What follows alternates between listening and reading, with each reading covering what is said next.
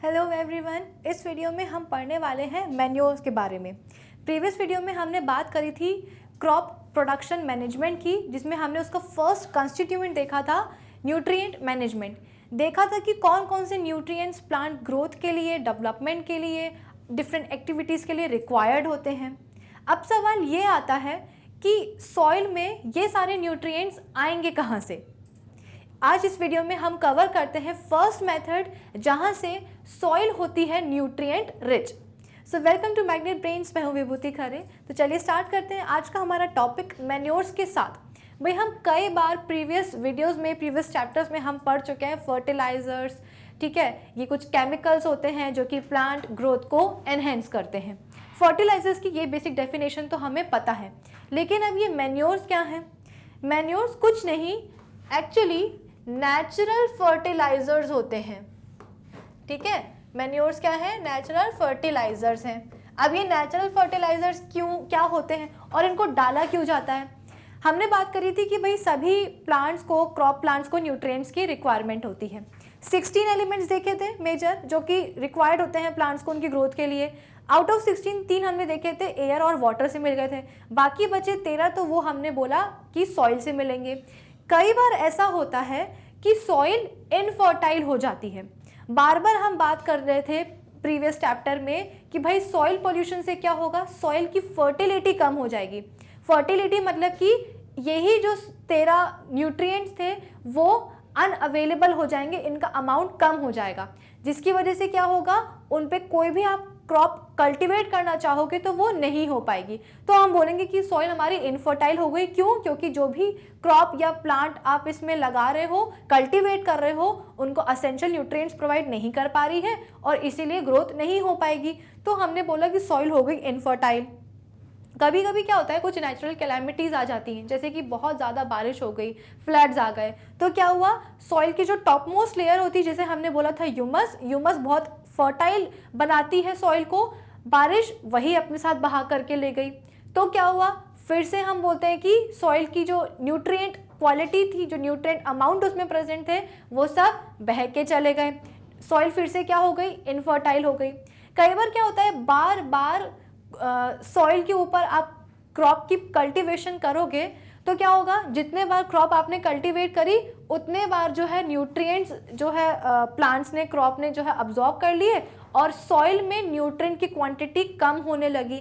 एक ऐसी स्टेज आएगी कि फर्दर क्रॉप प्लांट को वो प्रोवाइड नहीं कर पाएगी सॉइल। फिर से हमने क्या बोला कि सॉइल हो गई इनफर्टाइल। अभी जो इनफर्टिलिटी है सॉइल की, इसे हटाया कैसे जाए, कैसे ट्रीट किया जाए, तो आते हैं हमारे मैन्योर्स। मैन्योर क्या होते हैं? नेचुरल फर्टिलाइजर्स होते हैं। फर्टिलाइजर्स हमें पता है क्या होते हैं, सभी न्यूट्रिएंट्स प्रोवाइड करते हैं प्लांट को, क्रॉप प्लांट्स को, जिससे कि प्लांट की ग्रोथ पॉसिबल हो पाती है, डेवलपमेंट हो पाती है। तो नेचुरल फर्टिलाइजर्स को हम कहते हैं manure. Manure contains large quantities of organic matter. Manures में क्या प्रेजेंट होते हैं?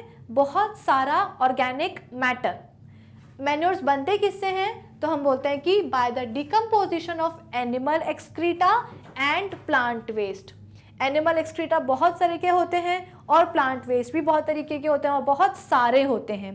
तो क्या करते हैं, इन सबको डिकम्पोज करते हैं, एनिमल एक्सक्रीटा को भी और प्लांट वेस्ट को भी डिकम्पोज करते हैं। डिकम्पोज मतलब कि छोटी छोटी स्मॉल मॉलिक्यूल्स में जो वेस्ट निकल के आ रहा है एनिमल्स के पास से और प्लांट्स के पास से, उनको तोड़ते हैं।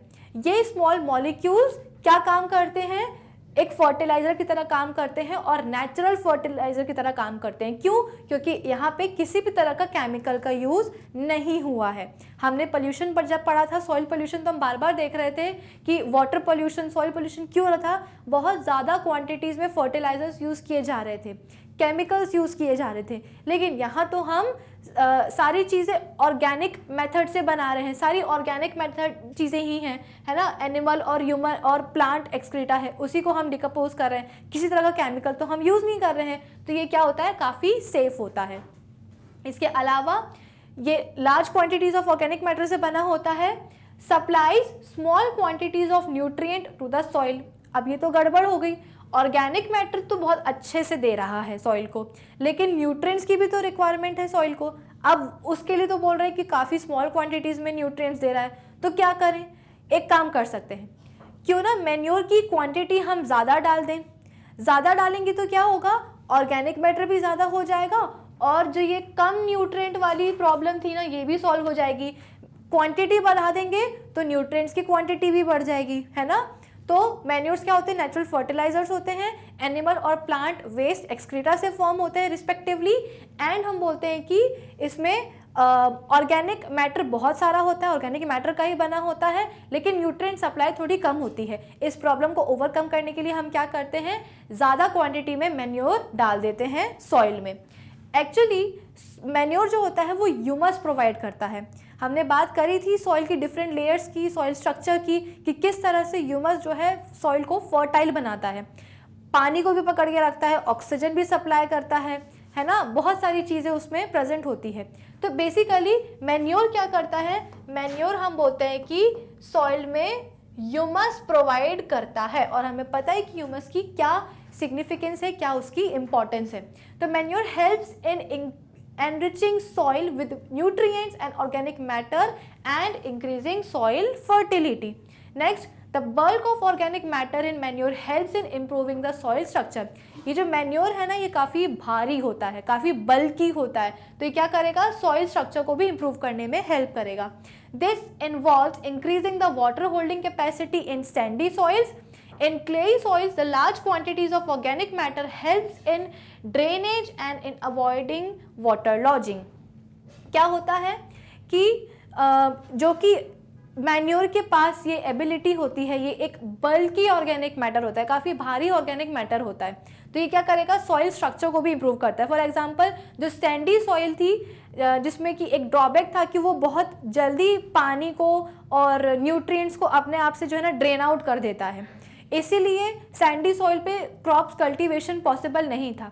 अब एक पर्टिकुलर रीजन है जहाँ पे सिर्फ सैंडी सॉइल अवेलेबल है, लेकिन वहाँ पे हमें क्रॉप्स का कल्टीवेशन करना भी ज़रूरी है क्योंकि डिमांड आ रही है। अब क्या करें, सैंडी सॉइल है लेकिन सॉइल तो है लेकिन सैंडी सॉइल है, लेकिन कल्टीवेशन नहीं हो पा रहा है, तो क्या होता है, मैन्योर्स ऐड करे जाते हैं। मैन्योर्स क्या करते हैं, सैंडी सॉइल की वाटर होल्डिंग कैपेसिटी बढ़ा देते हैं।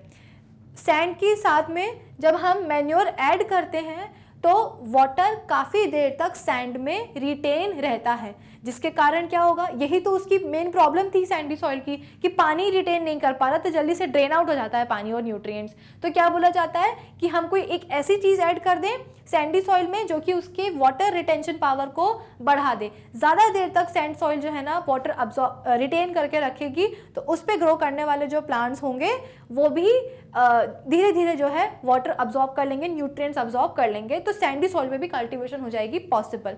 तो क्या हुआ, जो हमारे पास मैन्योर था उसने क्या किया, सैंडी सॉइल्स की जो वाटर होल्डिंग कैपेसिटी है, रिटेनिंग कैपेसिटी है, वो बढ़ा दी। क्लेई सॉइल के लिए हमने बोला था कि भैया बहुत जल्दी ये जो है जमने लगते हैं, इनके पास जमने की टेंडेंसी होती है कि पानी डाला नहीं और तुरंत जो है ना जम जाएंगे, जिससे क्या होगा, प्लांट्स की जो डेलिकेट रूट्स होती है ना वो इस जमे हुए मास को, सॉलिड मास को पेनिट्रेट नहीं कर पाती हैं। तो हमारे मैन्योर ने क्या किया, large quantities of organic matter helps in the drainage, जो इसकी जो ड्रेनेज प्रॉब्लम थी, ठीक है, वो हेल्प करता है और वाटर लॉजिंग को भी क्या करता है, प्रिवेंट करता है। तो भाई ना सिर्फ हमारे मैन्योर ने ऑर्गेनिक मैटर प्रोवाइड किया है, न्यूट्रिएंट्स प्रोवाइड किए हैं सॉइल को, बल्कि उसका सॉइल स्ट्रक्चर भी इम्प्रूव किया है। कैसे इम्प्रूव किया है, सैंडी सॉइल की वाटर होल्डिंग कैपेसिटी बढ़ा दी और क्ले सॉइल की जो वाटर लॉजिंग की जो प्रॉब्लम थी उसको भी सॉल्व कर दी। अब next point, we use biological waste materials which is advantageous in protecting our environment from excessive use of fertilizers। बार बार हम पोल्यूशन के टाइम पे बोल रहे थे कि इतने अलग अलग वेराइटीज़ के हम केमिकल यूज़ कर रहे हैं कि वो एटमॉस्फेयर में जाके, वाटर में जाके, सॉइल में जाकर के पोल्यूशन कॉज कर रहे हैं। मैन्योर्स के यूज़ से क्या होता है कि केमिकल्स पे जो हमारी डिपेंडेंस है प्रोडक्शन बढ़ाने के लिए, क्रॉप प्रोडक्शन बढ़ाने के लिए, वो कम हो जाती है। क्यों? क्योंकि यहाँ पे हम बायोलॉजिकल वेस्ट मटेरियल यूज़ कर रहे हैं, एनिमल एक्सक्रीटा और प्लांट वेस्ट को हम यूज़ कर रहे हैं एक फर्टिलाइजर बनाने के लिए, है ना। तो यहाँ पे किसी भी तरह का नुकसान नहीं है, पोल्यूशन बिल्कुल कॉज नहीं होती है। Using biological waste materials is also a way of recycling farm waste. Obvious सी बात है, इतना सारा फार्म वेस्ट निकलता है, अगर उनसे मैन्योर ना बनाया गया तो अल्टीमेटली वो वेस्ट कहाँ जाने वाला है, फार्म वेस्ट फिर से जाने वाला है वाटर रिजर्वायर्स में, वाटर बॉडीज में, और अल्टीमेटली जाकर के वो करेगा वाटर पोल्यूशन कॉज। सबसे बढ़िया क्या है, जहाँ पे वो वेस्ट प्रोड्यूस हुआ है उसको रिसाइकिल कर दो, यानी कि उससे एक ऐसी चीज़ बना लो जो कि फार्म में ही यूटिलाइज हो जाए, बेनिफिट प्रोवाइड करे। तो सिमिलरली फार्म में जो डिफरेंट एनिमल्स होते हैं उनका एक्सक्रीटा, प्लांट वेस्ट जो निकलता है उसको डिकम्पोज करते हैं, पिट्स में डाल देते हैं, और धीरे धीरे वो डिकम्पोज होते जाएंगे बैक्टीरियल एक्शन से, और क्या बना लेंगे, मैन्योर बना लेंगे। तो ये क्या हुआ, बायोलॉजिकल वेस्ट का यूज़ किया गया है फर्टिलाइजर बनाने के लिए, और इसमें किसी तरह का नुकसान नहीं है। क्यों, क्योंकि वेस्ट की रिसाइकलिंग हो रही है। Based on the kind of biological material used, manure can be classified as. अब कौन सा बायोलॉजिकल वेस्ट यूज हुआ है उसके बेसिस में मैन्योर दो टाइप के होते हैं भाई।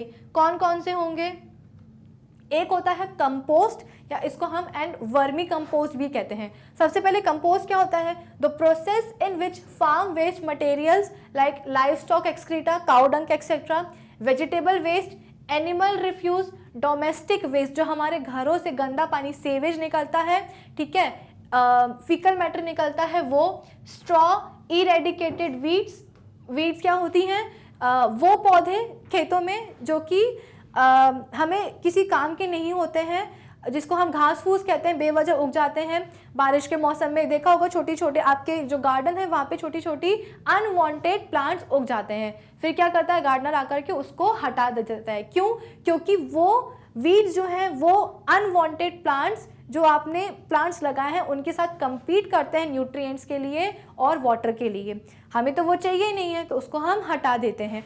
और उन वीड्स का कहाँ यूज़ किया जाता है, कंपोस्ट बनाने के लिए, पेट्स में डाल देते हैं।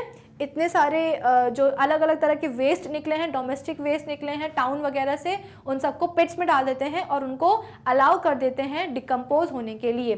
कौन कौन सा, the process in which farm waste material जैसे कि लाइव स्टॉक एक्सक्रीटा, एनिमल से जो निकलता है वेस्ट, काउ डंग वगैरह, वेजिटेबल वेस्ट, घरों में हम सब्जियां वगैरह काटते हैं उसमें कितना सारा छिलका निकलता है वो vegetable waste, animal refuse, domestic waste जो भी हमारे घरों से कचरा निकलता है, ठीक है, सीवेज वगैरह जो होता है, straw, eradicated weeds is decomposed in pits is known as composting, और उनको बड़े बड़े गड्ढों में डाल दिया जाता है मिट्टी में, और वो डिकम्पोज होने लगते हैं, और इस प्रोसेस को हम क्या कहते हैं, कंपोस्टिंग कहते हैं।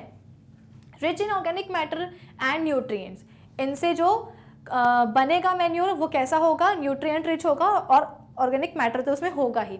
Prepared by using earthworms to hasten the process of decomposition of plant and animal refuse, this is called vermicomposting। और जब इसमें हम अर्थवॉर्म का यूज़ करते हैं मैन्योर बनाने के लिए, कंपोस्ट बनाने के लिए, तो उसको हम कहते हैं वर्मी कंपोस्ट। तो कंपोस्टिंग क्या है, एक ऐसा प्रोसीजर है जिसमें कि फार्म से और टाउन से निकलने वाला जो वेस्ट मटेरियल होता है, फार्म से क्या निकलेगा, लाइव स्टॉक वेस्ट निकलेगा जैसे कि काउ डंग वगैरह, है ना, और प्लांट वेस्ट निकलेगा, एनिमल रिफ्यूज निकलेगा फार्म से। इसके बाद में टाउन से क्या क्या निकलेगा, सीवेज निकलेगा, एनिमल जो ह्यूमन एक्सक्रीटा होता है, फीकल मैटर वो निकलेगा, उन वेजिटेबल वेस्ट वगैरह निकलेगा। इन सबको क्या किया जाता है, ज़मीन में बड़े बड़े गड्ढे बना करके उसमें डाल दिया जाता है और नेचुरली उनको डिकम्पोज होने के लिए छोड़ दिया जाता है। इससे क्या बनता है, कंपोस्ट बनता है। अब अगर यही कंपोस्ट अर्थवॉर्म बनाएंगे तो उसको हम बोलेंगे प्रोसेस को वर्मी कंपोस्टिंग। ये जो कंपोस्ट होता है वो रिच होता है ऑर्गेनिक मैटर में और न्यूट्रिएंट्स में। जैसे कि आप देख रहे हो ये एनिमल वेस्ट, ये था पूरा, ये प्लांट थे, प्लांट प्रोडक्ट थे, ठीक है, इनसे निकला वेस्ट, वेस्ट को क्या किया, बड़े बड़े गड्ढों में रख दिया और क्या बन गया, इनसे हमारा मैन्योर बन गया। मैन्योर क्या होता है भाई, ऑर्गेनिक मैटर होता है जो कि रिच होता है ऑर्गेनिक मैटर में, स्मॉल क्वांटिटीज में न्यूट्रिएंट्स प्रोवाइड करेगा। और अगर अर्थवॉर्म जी आ गए, उन्होंने ये कंपोस्टिंग परफॉर्म करी है, तो उसको हम बोलते हैं वर्मी कंपोस्टिंग। तो एक टाइप का मैन्योर तो ये हो गया। दूसरा क्या है, ग्रीन मैन्योर। अब ये ग्रीन मैन्योर में क्या किया जाता है, कुछ प्लांट्स लेते हैं, उनको सॉइल में ग्रो करने के लिए छोड़ देते हैं करीब 6 से 8 मंथ्स तक, ठीक है, 6 से लेकर के 8 मंथ्स तक उनको ग्रो करने देते हैं। फिर क्या करेंगे, उनकी मल्चिंग करेंगे, कैसे? प्लगिंग के थ्रू, और सॉइल में ही गाड़ के रख देंगे। कितने दिन तक? करीबन ये मंथ्स नहीं है, ये होगा वीक्स, 6 to 8 वीक्स तक क्या करेंगे? उन प्लांट्स को ग्रो करने देंगे, ठीक है, वीक्स तक। और जब उनकी टेंडर स्टेज आएगी, यानी कि फ्लावरिंग स्टेज जब आएगी, उस टाइम पे उनको प्लगिंग के थ्रू मल्च कर देंगे और सॉइल के अंदर ही गाड़ देंगे। कब तक? जब तक कि वो अच्छे से डिकम्पोज ना हो जाए, और उसमें लग जाते हैं करीबन 1 से 2 महीने तक। कुछ प्लांट्स को आपने क्या किया? ग्रो किया। कितने दिन तक? 6 से 8 वीक्स तक। जब उनकी फ्लावरिंग स्टेज आई, जब उसमें फूल आने लगे, उनको प्लगिंग के थ्रू मल्च कर दिया और सॉइल में ही दोबारा गाड़ दिया। कब तक गड़े रहने दिया? 1 से 2 महीने। और इन 2 महीनों में वो कंप्लीटली हो गए डिकम्पोज। डिकम्पोज हो गए। हमें पता है कि प्लांट्स किसके बने होते हैं? ऑर्गेनिक मैटर के बने होते हैं। उनका जब डिकम्पोजिशन होगा तो सॉइल में क्या होगा? ऑर्गेनिक मैटर आ जाएगा, प्लस हम बोलते हैं कि न्यूट्रिएंट्स भी आ जाएंगे। तो भाई ये भी तो बन गया ना एक तरह का मैन्योर। मैन्योर भी तो यही कर रहा था, ऑर्गेनिक मैटर प्रोवाइड कर रहा था और न्यूट्रिएंट्स प्रोवाइड कर रहे थे। तो कुछ प्लांट्स को हमने फ्लावरिंग स्टेज तक ग्रो किया, अर्थ में ही, सॉइल में ही जो है दोबारा गाड़ दिया 1 से 2 महीने के लिए, और नेचुरली उसको डिकम्पोज होने के लिए छोड़ दिया। डिकम्पोजिशन से क्या मिल गया? ऑर्गेनिक मैटर और न्यूट्रिएंट्स मिल गए। तो उन प्लांट्स ने भी कैसा काम किया? एक मैन्योर की तरह ही काम किया। इसीलिए इस तरह के मैन्योर को हम क्या कहते हैं? ग्रीन मैन्योर कहते हैं, क्योंकि ग्रीन प्लांट से हमको वो मिला है। Prior to the sowing of the crop seeds. अच्छा, जब ये 1 से 2 महीने तक इन प्लांट्स को आप डिकम्पोज होने दोगे, इसके बाद में जो भी आपको क्रॉप प्लांट कल्टीवेट करना है वो आप लगा दोगे, ठीक है। Prior to the sowing of the crop seeds, some plants like sun hemp or guar are grown and then mulched by plugging them into the soil। जो भी क्रॉप कल्टीवेट करना है उसको बोने से पहले, सोइंग के पहले, कुछ प्लांट्स हैं जैसे कि सन हेम्प वगैरह, उसको इस प्रोसीजर से ग्रो किया जाता है फ्लावरिंग स्टेज तक, और इसके बाद में प्लगिंग से सॉइल में मल्च कर दिया जाता है। These green plants then turn into green manure which helps in enriching the soil in nitrogen and phosphorus. Nitrogen and phosphorus provide करते हैं ये ग्रीन मैन्योर। इसको कर लो स्टार मार्क। क्वेश्चन आए कि ग्रीन मैन्योर्स कौन से न्यूट्रिएंट प्रोवाइड करते हैं, तो बोलना नाइट्रोजन एंड फॉस्फोरस। इतना क्लियर है आपको? तो कौन से वेस्ट से, कौन से बायोलॉजिकल वेस्ट से मैन्योर कंपोज हुआ है, उसे उसके बेसिस पे 2 टाइप के होते हैं, एक हुआ कंपोस्ट और एक हुआ ग्रीन मैन्योर। इतना क्लियर है आपको? अब इस वीडियो में हमने अभी तक जो भी पढ़ लिया है उसको हम करते हैं एक क्विक रिकैप कर लेते हैं उसका। सबसे पहले हमने बोला था कि मैन्योर्स क्या होते हैं, तो मैन्योर्स भाई होते हैं नेचुरल फर्टिलाइजर्स, जो कि किसके बने होते हैं? एनिमल एक्सक्रीटा के बने होते हैं और प्लांट वेस्ट के बने होते हैं, जो कि खुद फार्म पे ही जनरेट होंगे। तो ये क्या हुई? एक रिसाइकलिंग की प्रोसेस हो गई कि जो फार्म से वेस्ट निकला है, चाहे वो एनिमल वेस्ट हो चाहे वो प्लांट वेस्ट हो, उसको जो है रिसाइकिल कर देना और उससे फर्टिलाइजर बना लेना, नेचुरल फर्टिलाइजर बना लेना बिना किसी केमिकल के यूज़ के। मैन्योर बहुत ज़्यादा ऑर्गेनिक मैटर प्रोवाइड करता है, न्यूट्रिएंट्स की क्वांटिटी थोड़ी कम होती है, लेकिन इसको सॉल्व करने के लिए हम क्या करते हैं? ज़्यादा क्वांटिटी में मैन्योर डाल देते हैं। ना सिर्फ सॉइल को ये फर्टाइल बनाएगा बल्कि सॉइल स्ट्रक्चर को भी अच्छा बना देगा। कैसे? तो हम बोलते हैं एग्जाम्पल, सैंडी सॉइल जो होती है उसकी वाटर होल्डिंग कैपेसिटी ये बढ़ाता है, और जो क्लेई सॉइल होती है उसमें वाटर लॉजिंग की प्रॉब्लम को ये सॉल्व करता है। इसके अलावा हम बोलते हैं कि जो केमिकल्स पे जो हमारी डिपेंडेंस थी सॉइल को फर्टाइल बनाने के लिए, वो कम हो गई मैन्योर्स की वजह से, है ना। फिर using biological waste material is also way of recycling farm waste. अब कौन सा बायोलॉजिकल वेस्ट, क्योंकि हम बायोलॉजिकल वेस्ट से ही मैन्योर बनाते हैं, कौन से बायोलॉजिकल वेस्ट से बना रहे हैं डिपेंड करेगा। उसके टाइप पे मैन्योर हो जाएंगे 2 टाइप के, green manure and compost. Compost क्या होता है? फार्म और टाउन से निकलने वाले वेस्ट को बड़े बड़े गड्ढे बना करके पिट्स में, अर्थ में, सॉइल में डंप कर दिया जाता है और वहाँ पे उनको नेचुरली डिकम्पोज होने के लिए छोड़ दिया जाता है, ठीक है। फार्म से कौन कौन सा वेस्ट निकलेगा भाई? एनिमल वेस्ट निकलेगा जैसे कि लाइफ स्टॉक, काउडंग वगैरह। प्लांट वेस्ट निकलेगा, एनिमल रिफ्यूज़ निकलेगा, जो वीड्स होते हैं, अनवांटेड प्लांट्स जो कि खेत में उग जाते हैं, और जो क्रॉप प्लांट्स हैं उनके साथ compete करते हैं वाटर और न्यूट्रिएंट्स के लिए, तो उनको भी उखाड़ के फेंका जाता है और किस में यूज़ किया जाता है? मैन्योर बनाने के लिए, है ना। इसके अलावा टाउन से कौन कौन सा वेस्ट निकलेगा? तो वेजिटेबल वेस्ट वगैरह निकलेगा, सी वेज निकलता है, ह्यूमन एक्सक्रीटा निकलता है, फीकल मैटर, इन सबको कंबाइन करके हम क्या बनाते हैं, कंपोस्ट बनाते हैं। रिच होता है ऑर्गेनिक मैटर और न्यूट्रिएंट्स में। इसके अलावा अर्थवर्म अगर कंपोस्टिंग परफॉर्म करते हैं उसे हम कहते हैं वर्मी कंपोस्टिंग। नेक्स्ट क्या है, ग्रीन मैन्योर। यहाँ पे सर्टेन प्लांट्स लेते हैं, उनको 6 to 8 वीक्स तक ग्रो करते हैं। जैसे उनमें फ्लावरिंग की स्टेज आती है, टेंडर स्टेज आती है, उसको प्लगिंग के थ्रू मल्च कर देते हैं और दोबारा सॉइल में गाड़ देते हैं और उसको वहाँ पे 1 से 2 महीने के लिए छोड़ देते हैं। इसमें क्या होगा, 1 से 2 महीने में वो प्लांट्स डिकम्पोज हो जाएंगे नेचुरली सॉइल में और सॉइल में ऑर्गेनिक मैटर आ जाएगा, न्यूट्रिएंट्स आ जाएंगे। कौन से nutrients, chiefly nitrogen and phosphorus आ जाएंगे। तो सॉइल ऑटोमेटिकली हो जाएगी फर्टाइल। और इसके बाद में 1 से 2 महीने में जब तक वो डिकम्पोज हो गए उसके बाद में जो भी क्रॉप कल्टीवेट करना है वो हम लगा देते हैं। क्योंकि ग्रीन प्लांट से बना है ये मैन्योर, इसलिए इसका नाम होता है ग्रीन मैन्योर। मैन्योर का टॉपिक आपको आई होप अब क्लियर हो गया हो। नेक्स्ट वीडियो में हम बात करेंगे फर्टिलाइजर्स की, फर्टिलाइजर्स किस तरह से सॉइल को फर्टाइल बनाने में हेल्प करते हैं। कंप्लीट कोर्स के लिए मैग्नेट ब्रेन्स प्लस में ज़रूर अपग्रेड करें और इस टॉपिक के नोट्स आपको अवेलेबल हैं हमारी ऑफिशियल वेबसाइट पर magnetbrains.com पर। Thank you for watching.